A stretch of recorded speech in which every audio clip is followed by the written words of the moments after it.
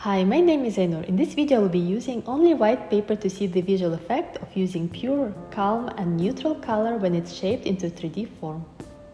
Let's unpack a creative story.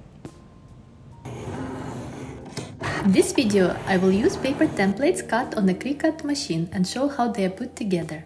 The biggest discovery of working with white paper is that not all white is the same in color. And this will be something I will pay attention when choosing between cardboard and paper sheets.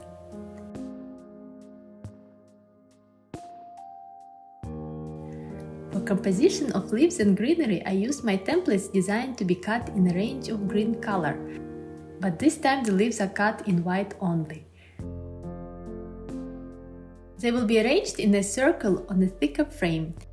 As you can see, I had to recut the frame to match the colder white of leaves. I'm adding thickness to the frame by gluing strips of 5 mm thick foam to the back of it.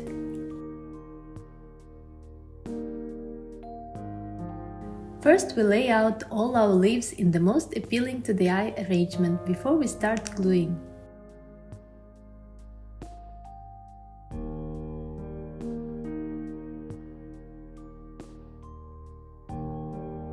Now I can give shape to each individual leaf and glue them one by one.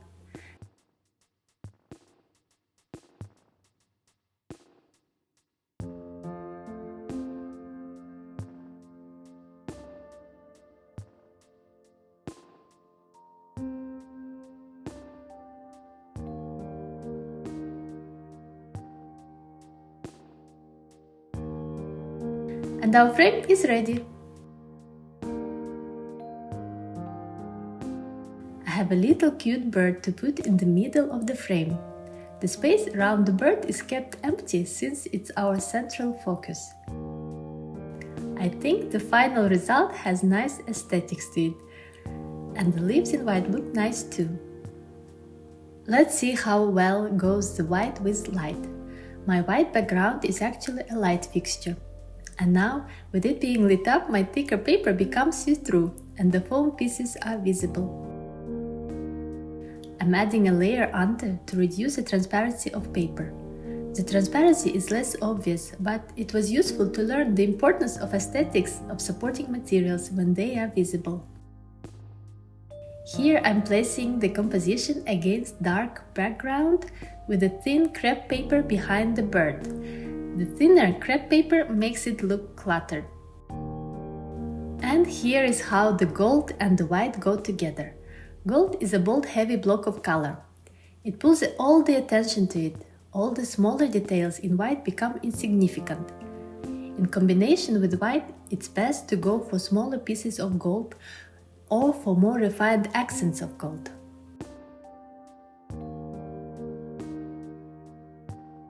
And here is another composition in white to place against the light.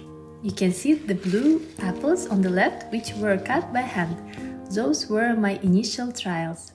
And the white apples are cut on Cricut after I drew the templates on computer. I had to find cardboard matching the paper I chose for my apples. It's not a perfect match, but we can work with it. I glue silk paper to the back of the cuts. Use glue stick to have the least stretching to thinner paper because of the glue.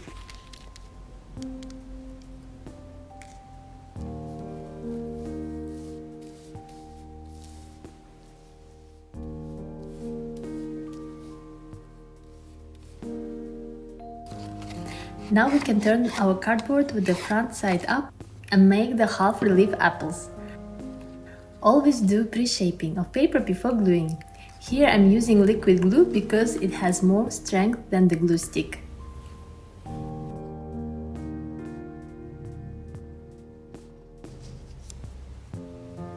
For the half-cut apples, I continue using glue stick not to have any wrinkles on thinner paper.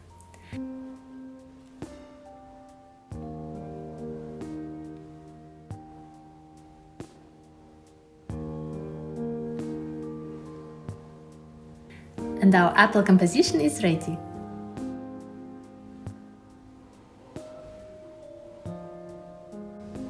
As you can see here, using the cardboard works well against the light, I'm very pleased with the result. The silk paper looks lovely. And the combination of 3 very distinct in thickness papers works really well. I will also show my white flowers, which I designed to be cut on Cricut. I sell them in my Etsy shop as digital templates. Daisy is a very easy flower to put together. For the white flowers, I would actually go for milky whites. They look warmer, more naturalistic. But for this video, I'm cutting it in brighter white paper. I'm using this paper for the color, but it is actually for drawing with pencils, and it's not ideal for my Cricut mat.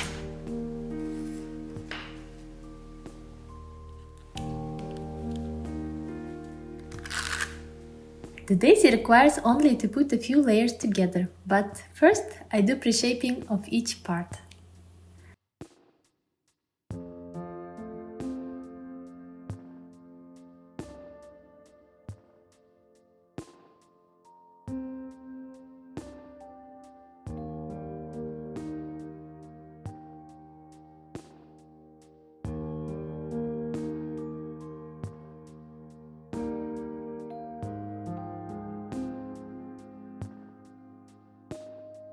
My white dandelion is also made from a few layers glued on top of each other. I added a circle around each of them to avoid tears when peeling off a bigger piece of paper. And again, we do pre-shaping before gluing the layers together.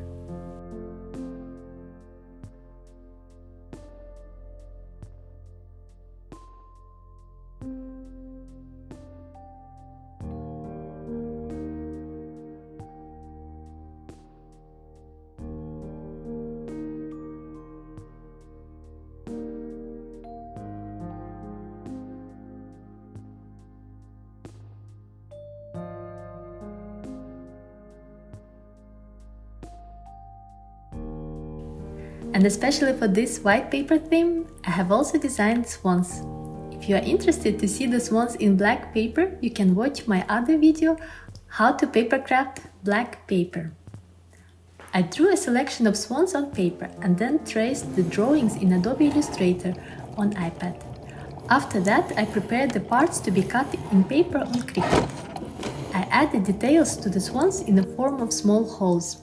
And here you can see the wings also defined with longer cuts in paper. These are our final results. If you want to see how I made the swan with an aquarelle background, you can find the video in my shorts. In this video we'll do more experiments with white. So again, I give some height to the shape with a few blocks of foam and attach the wings. White on white.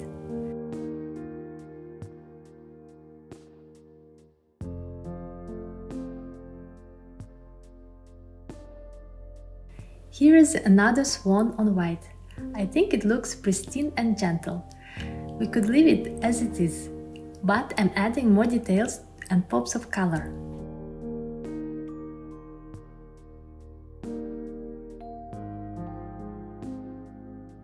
The combination of white and bright color looks good. Something to explore more. And our last swan is simply covered with the frame above it. I find it very beautiful. It looks neat, well defined, with some details to the swan, but overall a very compact, clean composition. I also like the paper here. Textured paper gives an extra dimension, a 3D feel. And milky color adds such softness, rather than the brighter, sharper shade of white. White paper is a good choice when you want to focus on the shapes and forms. It's airy and neutral to work with. The quality of paper can give an extra definition to your projects. If you like this video, hit the like button and subscribe. If you are interested in using my digital templates, you can find the link to my Etsy shop in the video description below. Be creative. Until next time.